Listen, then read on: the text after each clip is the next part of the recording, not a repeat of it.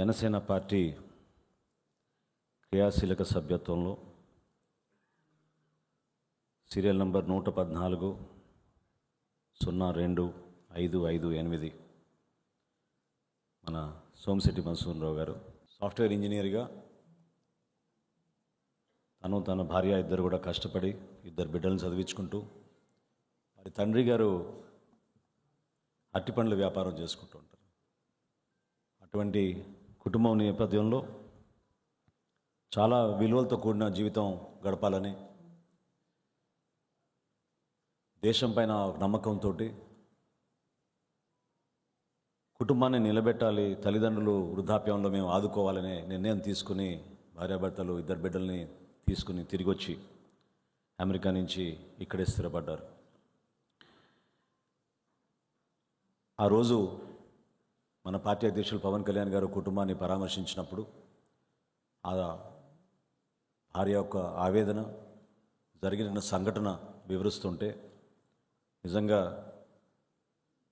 అక్కడ కూర్చున్నప్పుడు చాలా ఇబ్బందిగా ఉండేది. ఎంతో బాధతోటి జరిగిన ప్రతి సంఘటన చెప్పుకుంటూ వచ్చి ఈ దాడి మా ఒక్కరిపైనే కాదు, ఇది భారతదేశం పైన. ఎందుకంటే అనేక రాష్ట్రాల నుంచి అందరూ వచ్చారు. కర్ణాటక నుంచి వచ్చారు, గుజరాత్ నుంచి వచ్చారు, మహారాష్ట్ర నుంచి వచ్చారు, రాజస్థాన్ పైన నుంచి వచ్చారు. నేను కోరుకునేది మా ఒక్క కుటుంబానికి జరిగిందనే కాదు, దేశంలో ఏ తల్లికి కూడా ఏ భార్యకు కూడా ఈ విధంగా జరగకూడదు అనే భావన ఆమె మనస్ఫూర్తిగా వ్యక్తపరిచినప్పుడు నిజంగా కదిలిచ్చింది. భారతదేశంలో మనందరికీ కూడా పౌరులుగా ఒక బాధ్యత ఉంటుంది. అన్నిటికన్నా ముందుది మన దేశాన్ని మనం గౌరవించాలి, జాతీయతని మనం కాపాడాలి. ఇటువంటి సందర్భాల్లో అందరం కలిసికట్టుగా నిలబడాలి.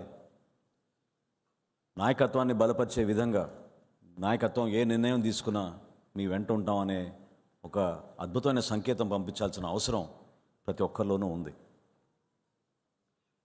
ఎన్డీఏలో మన భాగస్వాములుగా జనసేన పార్టీ ఎప్పుడు కూడా మన పార్టీ అధ్యక్షులు మనల్ని అందరినీ కూడా ముందు నడిపే అంశం, ముందు మన దేశం గురించి ఆలోచిద్దాం.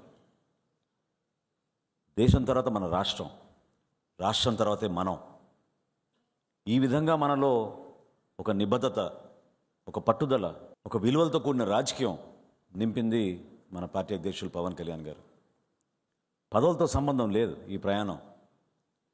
కనీసం మనం ఏంటి, మన దేశానికి ఏం చేయగలుగుతాం, ఏ విధంగా మన దేశానికి నిలబడగలుగుతాం అనే అంశాలపైన మనందరం కూడా అనేక కార్యక్రమాలు చేసుకుంటూనే వచ్చాం.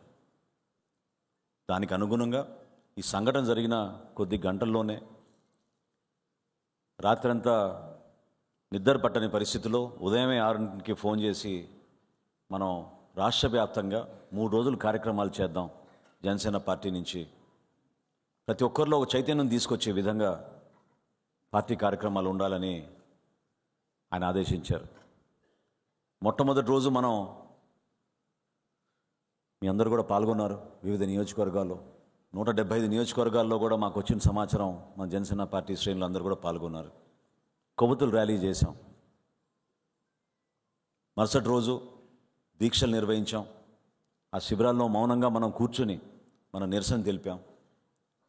ఎట్టి పరిస్థితుల్లో ఉగ్రవాదం నశించాలి, ఇటువంటి కార్యక్రమాలు మరొకసారి రాకూడదు అనేది మనందరం కూడా బలంగా చక్కటి సంకేతం పంపించాం.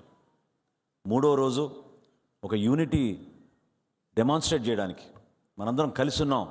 ఈ కార్యక్రమాల్లో మతాలతో సంబంధం లేదు, కులాలతో సంబంధం లేదు, ప్రాంతాలతో సంబంధం లేదనే అంశం పైన మానవహారం చేసి రాష్ట్ర వ్యాప్తంగా ఒక చక్కటి కార్యక్రమం చేశాం.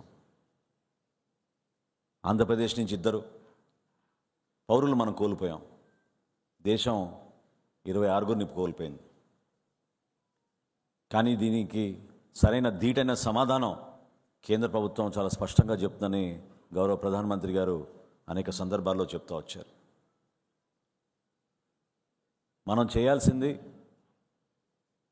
మనందరం కూడా కోల్పోయిన మన జన సైనికుడి కుటుంబానికి మనం అండగా నిలబడాలి. ఇంటర్మీడియట్ చదువుకుంటుంది ఆమె, చిన్న అమ్మాయి. బాబేమో 8వ తరగతిలో ఉన్నాడు.